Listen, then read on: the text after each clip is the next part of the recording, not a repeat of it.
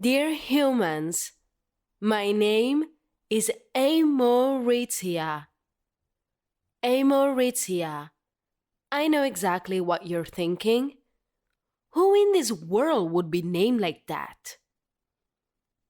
Well, let's pick it apart, shall we?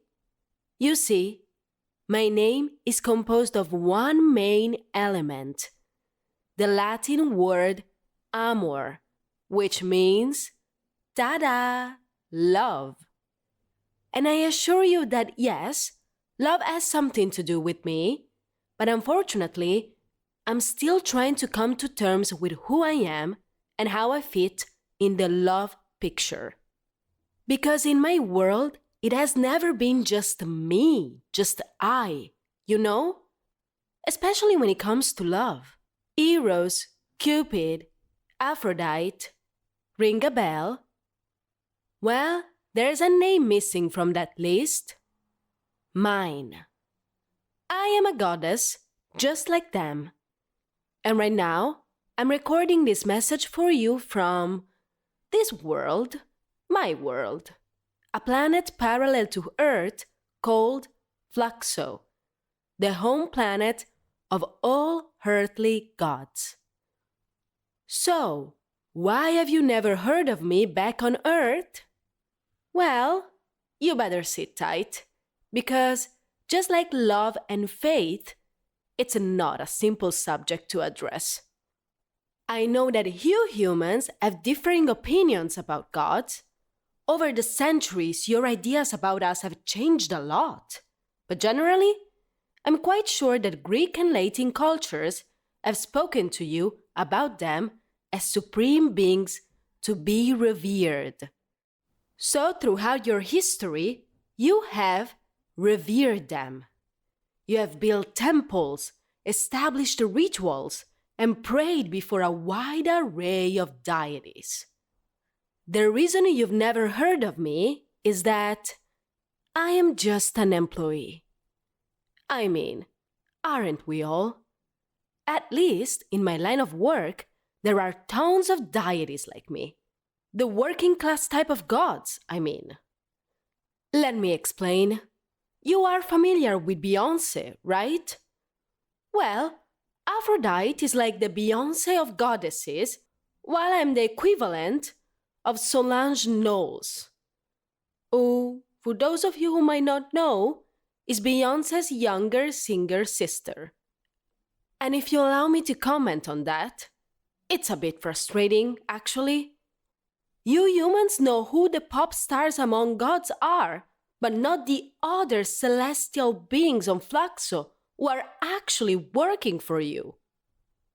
Now, you might be wondering what my home looks like. So, a few notes about my planet.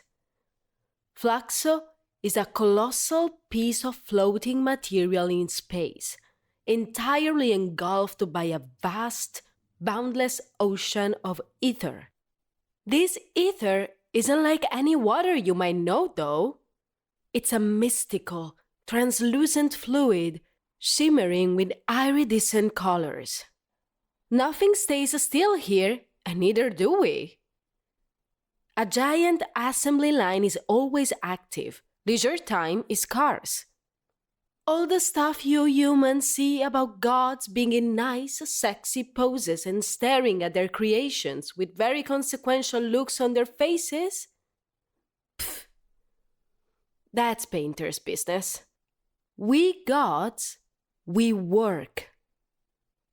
On planet Fluxo, everyone works at the Earth's Emotion Maintenance Center, a titanic structure that looks like a futuristic cruise placed in the middle of the ether ocean. We work an average of, 240 hours a week in Earth's time, which might be normal for you humans with all of your if I always produce I feel better logic, but for us, it's absurd. We used to go for 150, maybe 170 hours per week. You might also be wondering what the Earth's Emotion Maintenance Center actually is. Imagine an ordinary administrative office that deals with the care of human emotions. Simple, right? So, together with other lesser-known gods, we ensure that the emotions on planet Earth flow in such a way that you human beings, throughout your existence, can experience as many as possible. And, above all, that you can have balanced experiences depending on your mood, age, growth cycle, and life-changing events. Each of us at the maintenance center works in a specific sector, and the sectors, of course, are divided by emotions. Care to guess which one I work in? With a name like Amorithia, it could only be one: the Department of Love. So basically, your emotions are managed by all-powerful, overworked eternal beings who work in an office similar to the postal service on a planet parallel to yours. However, let me make something clear. It's not like we have, 1,000 tentacles or something like that. Not at all. We look like you, humans. But the shimmering ether that surrounds us has made our skin glittery. In short, I'd say we are mirror beings. We're just, cooler. But let's get to how we manage to take care of your emotions.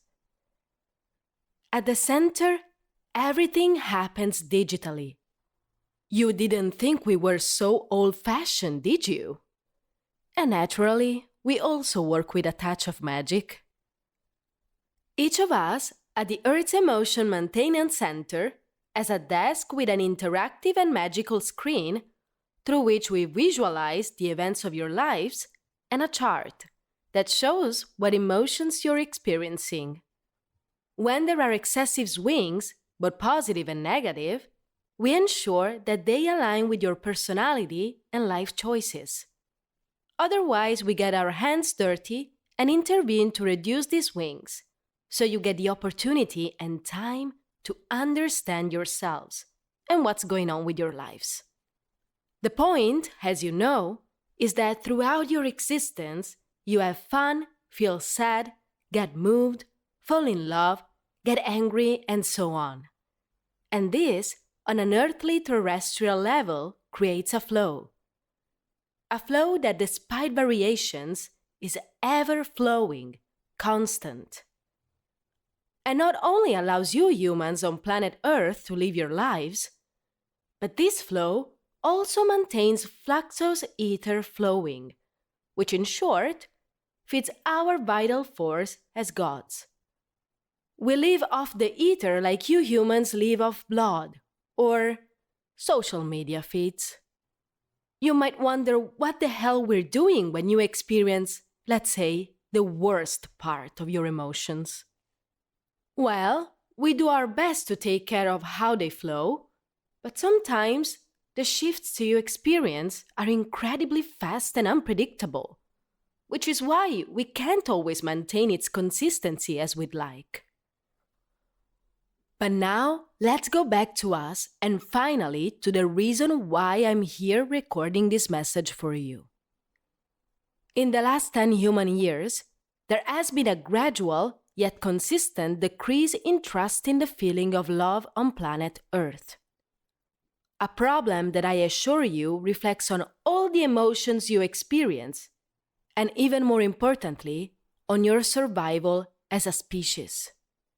At the Earth's Emotion Maintenance Center, there's a research office that convened us for a major meeting just a few human days ago. They presented us with a horrifying fact. If we can't reverse the decreasing trend of trust in love, the flow of all the emotions on planet Earth could stop. The result? The extinction of the human species on planet Earth. Guess who was appointed to lead this mission? That's right, me. And well, I couldn't be named Aphrodite. A name with all the sinews and balanced vowels couldn't have been tasked to save a planet. No, it had to be me, your loving goddess of love among all love gods, Amorithia. But you see, humans, let me share a little secret with you, if I may. Here on Flaxo, no one knows that I'm recording this message for you. I always find it very stimulating to try to put myself in your paws. I mean, feet. So you'll be my listeners, dear humans. And who knows, maybe every human on Earth will get to hear this one day and see how emotions really work. So, dear humans, I have accepted the task that the leaders of the Emotion Maintenance Center had appointed for me. I am going to make you humans regain your trust in love. The first case assigned I have to fix to exemplify that is that of a certain Chloe. So, let's begin.